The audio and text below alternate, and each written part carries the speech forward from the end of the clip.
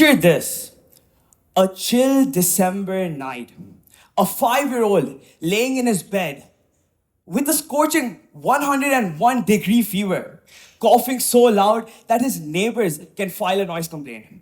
When his mother comes next to him and asks him a simple question: Beta, did you eat ice cream? The kid looks dead into her eyes and says, No, mummy, I did not. His mom, with a convinced look on her face, continues to give him his medications. That was the exact moment when that kid discovered something powerful, which was lying. The kid thought that he can get away with any complex question that came his way by just lying. Not a great moral, but quite the discovery for a kindergartner, don't you think? Well, good morning, everyone. I'm Taha Ali, the kid whose first lie was him not having ice cream. I'm sorry, mummy. So what do we say? Shall we begin? I stand here today planning to share my journey from my first lie to me discovering what truly fuels my curiosity and learning how to do activities which I have to put less effort into, but I enjoy it at the utmost level. Alongside my first lie, I also remember something else.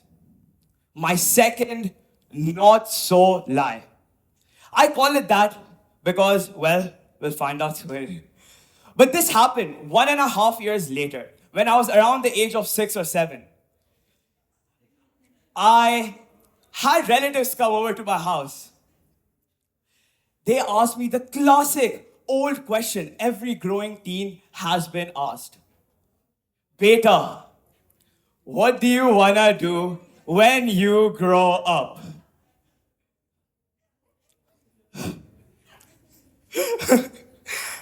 My brain was blank.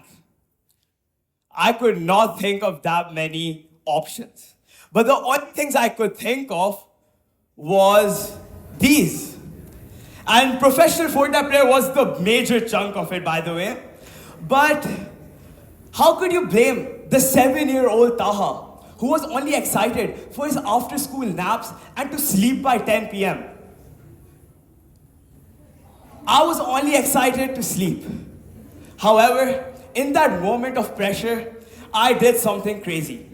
I went to the most reliable career counselor, Inky Pinky Ponky. Inky Pinky Ponky, well, we're gonna be a doctor.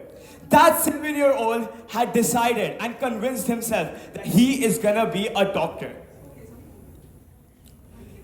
He walked down every school hallway on dress up as your future self days, walking down those hallways with those little lab coats on, looking like this. And for the longest time, I had believed that I had found the answer to the most complex question that could be thrown at me at that time. But then, I got into the world of science. 2 years later, 5th grade, and I have a subject called science. Flipping through that textbook, each and every page I flipped, I saw my dream to be a doctor crumble. In that moment, I had 3 realizations. But one thing I know for sure is many of you here had this set of panic when you heard the word science. I had the same thing. And alongside that panic, those 3 realizations was, yeah, I don't want to be a doctor. No offense to any doctors out here. It was just not my cup of tea. My second realization was I wasn't truly lying that day when I said I want to be a doctor.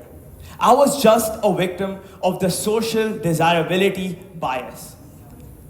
For those of you confused, this is basically a fancier way of saying that we respond in ways that is just socially acceptable.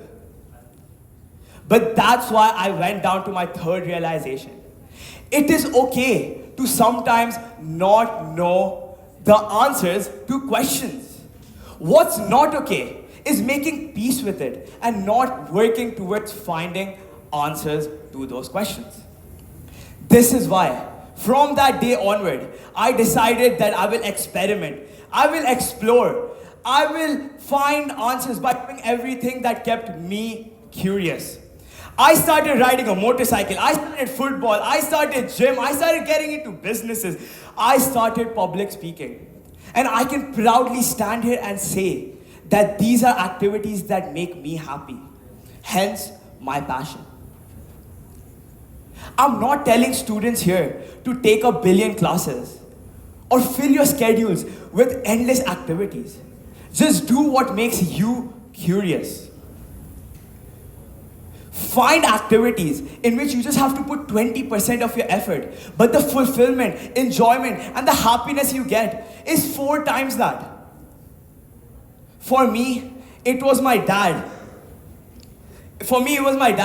Who led a team and worked late nights that ignited my flame to get into businesses. It was Jackie Chan kicking bullies in The Karate Kid that ignited my flame to go to the gym and start martial arts.